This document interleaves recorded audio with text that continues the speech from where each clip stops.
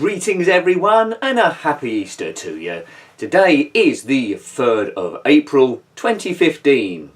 Yes, I think we get hoverboards in October, don't we, according to Back to the Future? Maybe. But anyway, what games have we uploaded this week in this weekly roundup of events? Yes, we started on the ZX Spectrum with Trashman from 1984 by New Generation Software. A fairly basic game this, it's a classic, which you'd expect from 1984. It's one of those games where only nostalgia would make it work, I think. Unless you're into retro gaming, you don't necessarily have to live through that era. If you're interested in how games have developed since that point, it'll be of some interest to you. But Trashman's fairly basic in premise. Basically, you control a bin man or a trash man, so you're living the dream. And you must collect bins from various streets, various houses before the time runs out. You have a timer, of course, and if you tread on the grass, time goes down quicker. And once you've completed all of the rounds, you get on to the next stage. Pretty exciting, eh? Fairly basic, but controlled well. There's a bin lorry going up the street, so if you lose contact with that, obviously it's going to take longer to empty the bins. That's about all I can say about that one, so have a look at that for your history purposes, or if you owned it, then it's going to be Nostalgia City, so it'll be a good look back.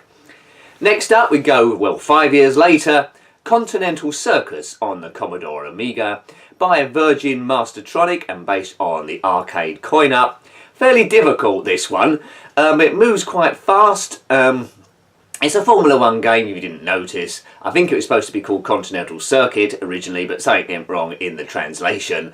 But anyway, you control a Camel Lotus, or at least that's the design of the car anyway.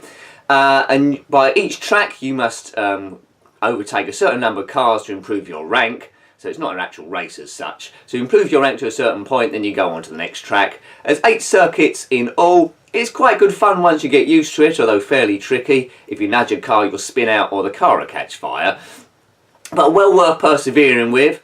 We'll probably be having a look at that on the ZX Spectrum in the coming week to see how it compares. Probably not very well, but it's not bad. So you can see the evolution of Formula 1 games going through there.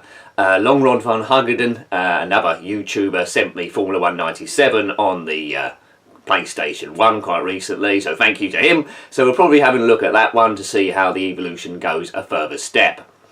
And next, this is a very classic game, this, talking of PlayStations. In 1999, TOCA Touring Cars 2 by the wonderful Code Masters.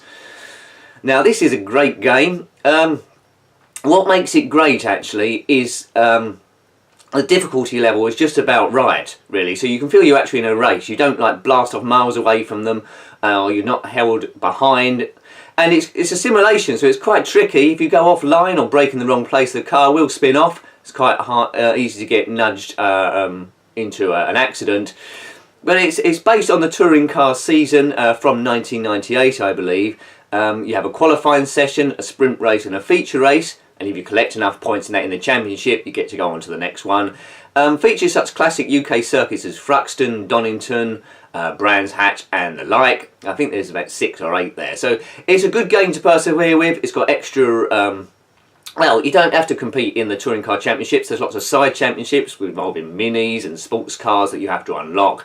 So great replay value on that one. I'm debating whether to do it in a series. I'm not quite sure. We'll see if we've got time really. So check that one out. TOCA 2 Touring Cars, an excellent game.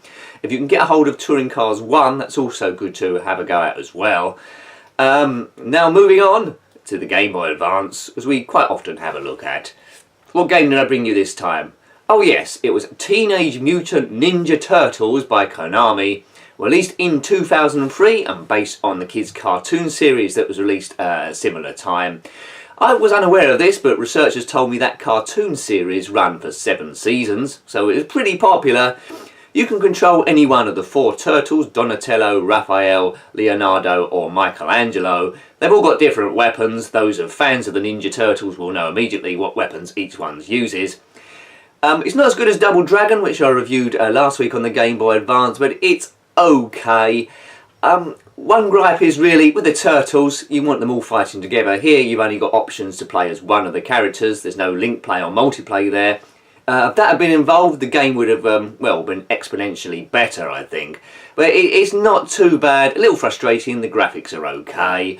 Double Dragon Advance is a better game of the two if you're looking for a fighting game, but this one isn't without merit. I didn't progress too far on this one. There's a lot of stages in the sewers. There's a lot of different environments that you can crawl and various stuff. So check that one out as well if you can. But if you want to buy a physical copy of it, I wouldn't spend too much on it really. It's not really a classic, but it's there to be viewed. And then the fifth game this week, as it's becoming a regular thing now, we looked at the Pinball Arcade, and this is a crazy table, Elvira and the Party Monsters, based on a table by Bally Midway. This digital recreation was in 2012 by Farsight Studios. Also come with a table No Good Gophers, that's it, which we'll come to at some point, based around a golf course. But what about Elvira? Well, she's the queen of innuendo, really. She was an original hostess of a movie series in the US, a movie review series, I think. Played by Cassandra Peterson, if I'm remembering that rightly, or Patterson. Yeah, so it's a very good table, full of innuendo, but there's a few things to do. There was an evolution of this table called Scared Stiff, which is her again saying a lot more stuff. But it's good fun, this table. There's a barbecue bonus, which is my favourite bit, where you get these chipolatas down the end to dance. At least I think that's what they are. I'm not overly sure. So 2012, that one, Elvira and the Party Monsters. I've still got many tables to review on the Pinball Arcade, and indeed Zen's Pinball Studios. I haven't completely forgotten about that one. So after I've done Series 1 of Pinball Arcade, I might well dip into Zen Pinball Studios for a while, or Zen Studios, until I actually get Season 2 up and running. So I hope you liked watching the videos of this week. It's always appreciated in this Easter weekend.